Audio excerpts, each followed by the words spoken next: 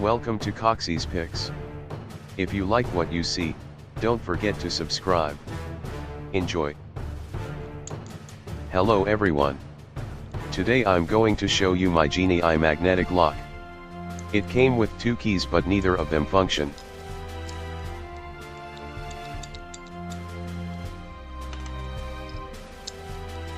I think I may have upset the eBay gods at some point.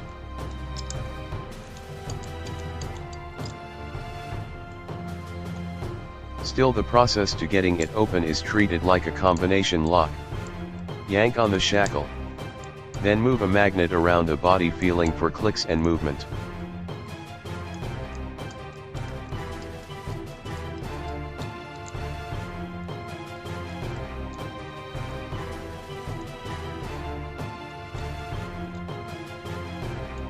Eventually all four parts of the lock will fall into place and you will get the open.